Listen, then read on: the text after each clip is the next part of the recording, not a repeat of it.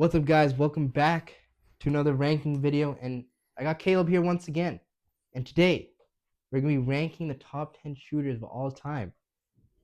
As you saw in the last video, we ranked top 10 defenders of all time. I think it was a pretty decent list, but we're going to change it up a bit and do shooters. So, I'm going to start us off with number 10. Number 10. He's the greatest by percent shooter of all time. Coached the greatest shooter of all time and played with the greatest player of all time. Steve Kerr. I agree on the first part, not the second part. Okay. Steve Kerr. You got Steve Kerr at number 10? Yeah, I think he could be higher, but I think he was in an era where he couldn't show his ability. Yeah, that's fair. My number 10 is Larry Bird. What happened, pal? You forgot the GOAT? You forgot Larry Bird? I might have forgot Bird. Right. Well, like Caleb said with Steve Kerr, I think underappreciated. I think Larry Bird also is because he showed that white people could shoot. The saying is white people can shoot, but they can't dunk. That's the saying.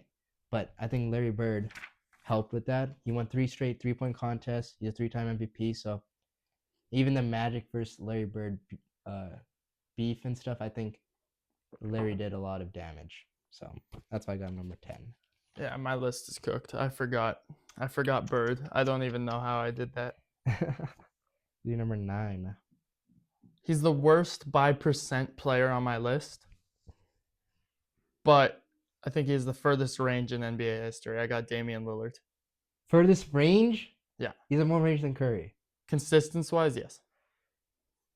Don't make me pull up a 20-minute video of Steph Curry chucking. I know you have one. I do, bro. Our storage ran out. It's all probably Curry edits. And yeah, that's fair. I mean, Dame, he's got some range, but I think he's also the one who kind of like just created range. Like, I don't know. I don't want to say created range. That sounds weird, but he was the first one who was like, especially in the bubble. Oh, okay. Yeah, him in the bubble was different. That's fair. But now he's kind of washed. I'm not going to lie. The Bucks haven't been nice to him, but I think that's what happens when you go from never having a star along your side. He went back to Portland. You got traded again? He signed there. What? I missed this. I missed a huge. He signed there for 3 years, I think. We're filming on the 14th. How long ago was this? Week and a half ago, maybe 2 weeks. I am not focused. Is this true? Yeah, it is. He went back to Portland. They're gonna welcome him back. They're gonna be happy. Yeah. Oh yeah, they're very happy. My number 9 is Kevin Durant. I think he's also a really good shooter. I mean, he had a lot of 50, 40, 90 seasons, I'm pretty sure. But I think there's a lot of better, like, consistent actual shooters. Like, Kevin Durant's not really known for shooting. He's known for his, like, scoring abilities and all that. So I got to put him on my list of shooters. I mean, he hit a lot of dagger threes, especially against LeBron. So I think I got a number 9, which is perfect. That's fair. Number 8, most 50, 40, 90 seasons of all time. Not my GOAT, but my favorite player of all time, Steve Nash. He had the most 50, 40, 90s? With 4 seasons with 50, 40, 90. Damn.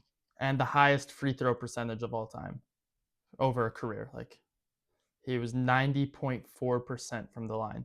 To break 90 from the free throw line is that's the huge accomplishment, and that was his career. Yeah, average. That's amazing. My number 8 is Damian Lillard. I guess I gotta agree with the time is like he can shoot from 30 plus feet, and there's literally a celebration called Dame Time. So I think he knows when he can shoot threes, and he's also a really good 3-pointer. So 37% from the deep, even shooting like half courts pretty much. So I mean, usually he doesn't even take good shots, in my opinion. It's always a bad shot. Yeah, it's always bad shots and it just goes in. So I mean, kudos to him. Number 8. Okay, number 7. This one could be controversial, but I'm keeping it where it is. Dirk Nowitzki at number 7. That's fair. Only 7-footer on the list, depending who you listen to. KD might be 7 foot. Yeah. But for a big man at 7 foot to be shooting 38% from it and being the first guy to do that, and that wasn't even his specialty. I'd say the mid-range was his specialty. Yeah. He was It might not last, but currently he is the greatest shooting big man of all time. Cat could take that, I think, if he hasn't I already. would say Dirk. I think I agree with that. I don't know. Cat. Cat could take it, I think Cat depending on can just how his shoot, bro. career I goes. don't. Yeah, maybe. My number 7, I think you probably have him higher, is James Harden. I think this is also underappreciated. Like, there's Steph Curry, who's at 4,000 plus 3-pointers, but people don't understand James Harden is second now. Like, Steph Curry just, like, 3 years ago passed Ray Allen, but now James Harden has passed Ray Allen, and it wasn't really acknowledged that much. So I think even James Harden, like, during, I think, his MVP season, he was averaging 40. And, like, his step back was the move, and everybody tried replicating it. And I think he makes a lot of threes, I think. So I think him being at number 7, there's a lot of better shooters, but I think him making a lot of threes makes him a great shooter, I think. So yeah, that's why I have him there. I had him on my list right above where you had him, but I see my eraser marks, and he's in my honorable mentions box. Yeah, that's fair. The thing is, like, he's not. You don't really consider him a shooter. His percent's low. Yeah. It is the if I've had him on my list, it was the lowest at 36.3% from three. It's like Kevin Durant. Like, he's not known for shooting, but he can shoot. Yeah. Like, James Harden's known for his scoring abilities, his dribbling. So I think shooting gets underappreciated in that. For sure. I wanted to have him on my list just because off the dribble, he might be one of the best off the dribble shooters in the sense of lateral. Yeah, I could. Yeah, that's a good one. But for his percent's too low to be one of the best, in my opinion. Yeah. Number 6. Number 6, I just said Dirk, right? Yeah. Okay, I have Kevin Durant at number 6. 39% at 6'11" listed. He could be anywhere in height, but I think it's not even his shooting that's so much better. It's the fact that he lifts above people and then pulls it, and that's just gifted genetics, and then obviously the work he's put in to be nearly a 40% 3-point shooter. That's not just luck. That is skill, and that is something that earns you the 6th spot on a top 10 shooters list. My number 6 could have been higher, but I have Kyle Korver. The time I watched in 2015, I want to say, he was a great shooter. He was always connected. He's like, every time on the catch and shoot, he would always hit. It's like he was like Klay Thompson before Klay Thompson was Klay Thompson, in my opinion, I think. Yeah, that's a good comparison. Yeah. So that's why I have number 6. I have him at number 5. Yeah, that's good then. He's 42.9% from 3. He's top 10 in both percent threes on his career and top 10 in made threes all time. Yeah. So he shot good volume to make that much and shot a good percent. Those are the two most important things to me. That's why James Harden didn't make my list, because he shot a lot, but he still made a lot, but not in an all-time debate. Yeah. And Kyle Coover is like the lesser version of Klay, but the originator of the Klay spot. Yeah. Yeah, sorry, go ahead. I think our lists are going to get pretty similar after this. Oh, yeah. Actually, I don't know. Number 4 might not. I don't even know number 5. My number 5 is Reggie Miller. Okay. I'm just saying purely, he was a great shooter. He was second all time when he retired. But I think looking at it now, you can categorize an actual shooter on your team. Like, it was 40%. And I think during his time, he might have been a great shooter, but I think as time progresses, there's a lot of better shooters out there. So I think he's a great shooter. Number 5, I think is respectful for him. So I think I'm going to keep him there. I'm just laddering. I got him at number 4. Number 4, okay. Yeah, I think, I don't know. Reggie Miller, it's just such a, unanimous name with shooting, and, he's the only one in my top 5 who's not a 40% from 3 guy. He's the 39.5%. Maybe not that up to 40. But does that really matter even? No. That 0.5?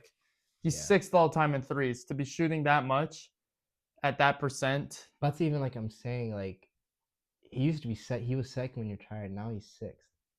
Well, yeah, but he was in an era before Curry. There needs to be I'm not saying BC as in before Curry, and AC as in like during Curry, or like Just glaze Curry for me, bro. Just glaze Curry. Curry is not equal to Jesus. That is not what I'm saying here. Okay. I'm saying the league has changed. Yeah. Because Curry is the GOAT.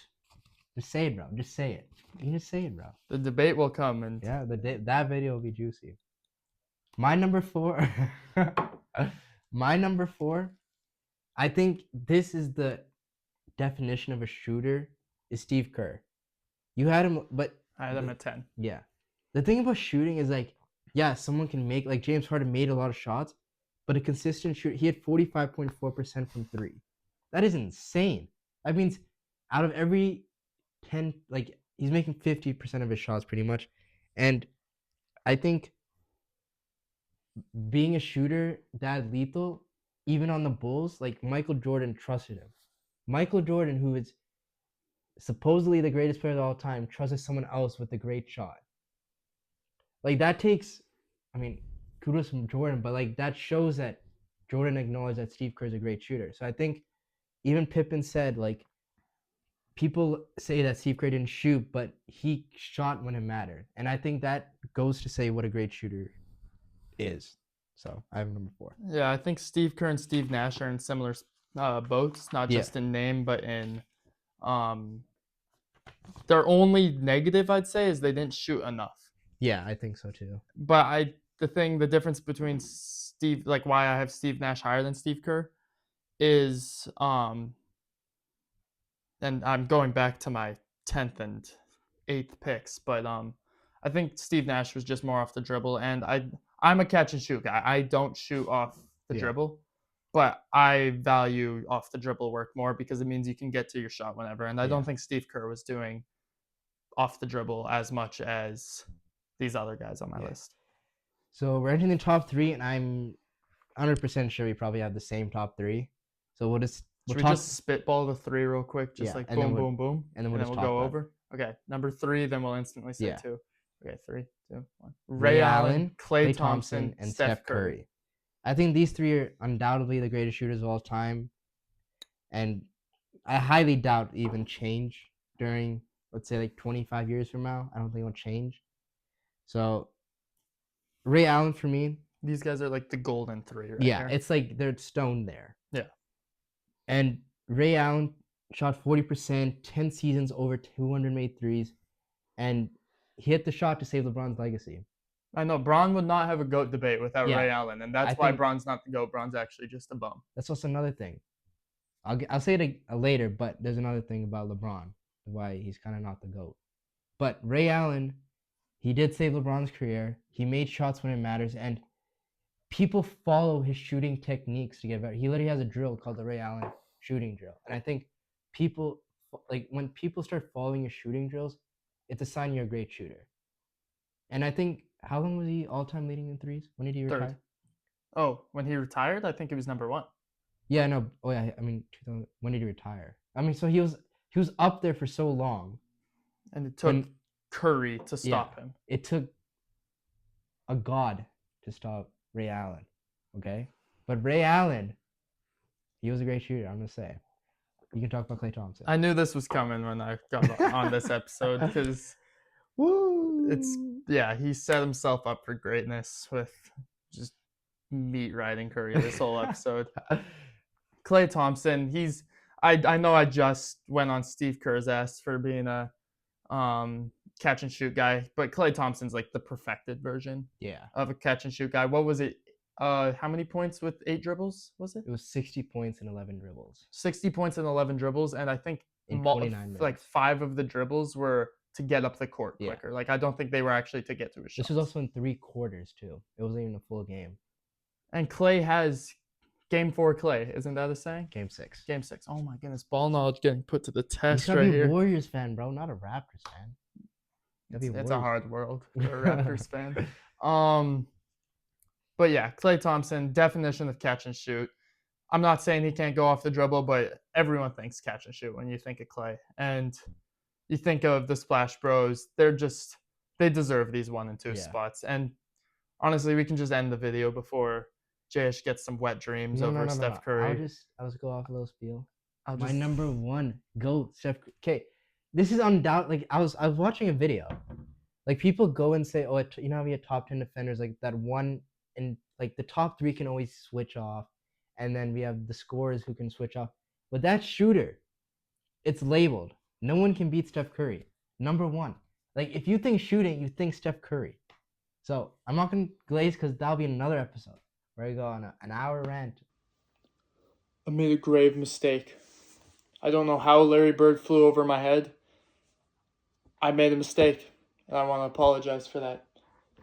I don't know how I forgot the Larry legend. One of my favorite players of all time. He'd probably be number 4 on my new list, sliding Reggie Miller down, and sadly kicking Steve Kerr off the board. I want to apologize for my foolishness. It's unacceptable. I love you, Larry Bird. I love you. I'm sorry.